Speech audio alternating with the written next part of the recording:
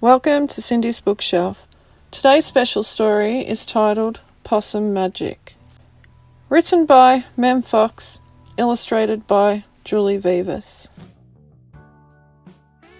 Once upon a time, but not very long ago, deep in the Australian bush lived two possums. Their names were Hush and Grandma Poss. Grandma Poss made bush magic.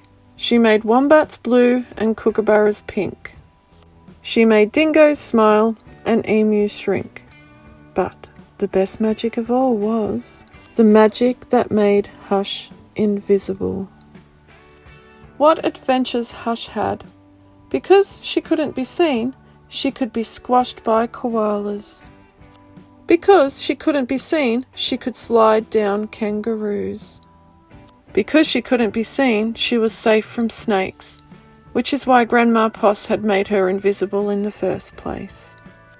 But one day, quite unexpectedly, Hush said, "Grandma, I want to know what I look like. Please could you make me visible again?" "Of course I can," said Grandma Poss, and she began to look through her magic books. She looked into this book, and she looked into that. There was magic for thin, and magic for fat, and magic for tall, and magic for small.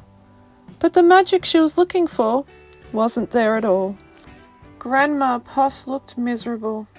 "Don't worry, Grandma," said Hush. "I don't mind." But in her heart of hearts, she did.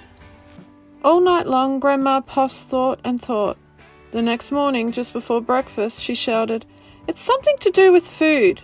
People food, not possum food. But I can't remember what. We'll just have to try and find it." So later that day, they left the bush where they'd always been to find what it was that would make Hush seen. They ate Anzac biscuits in Adelaide, Mornay and Minties in Melbourne, steak and salad in Sydney, and pumpkin scones in Brisbane. Hush remained invisible. "Don't lose heart," said Grandma Poss. "Let's see what we can find in Darwin." It was there, in the far north of Australia, that they found a Vegemite sandwich. Grandma Poss crossed her claws and crossed her feet. Hush breathed deeply and began to eat. "A tail! A tail!" shouted both possums at once, for there it was, a brand new, visible tail.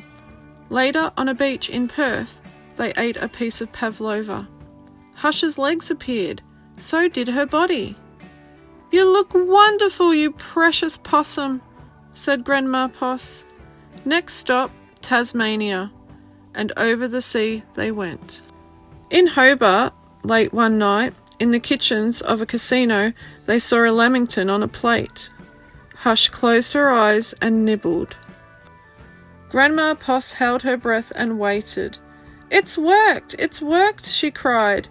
And she was right. Hush could be seen from head to tail. Grandma Poss hugged Hush and they both danced. "Here we go round the lamington plate till early in the morning." From that time onwards, Hush was visible. But once a year on her birthday, she and Grandma Poss ate a Vegemite sandwich, a piece of pavlova, and half a lamington, just to make sure that Hush stayed visible forever. And she did. That's the end of the story. If you'd like to hear more stories from my bookshelf, visit Cindy's Bookshelf on YouTube. Hit like and subscribe, and don't forget to hit the notification bell so you don't miss out on new stories. Cindy's Bookshelf can also be found on Facebook and TikTok. If you'd like to see more stories from Mem Fox or Julie Vivas, you can find them online, in-store, or at your local library.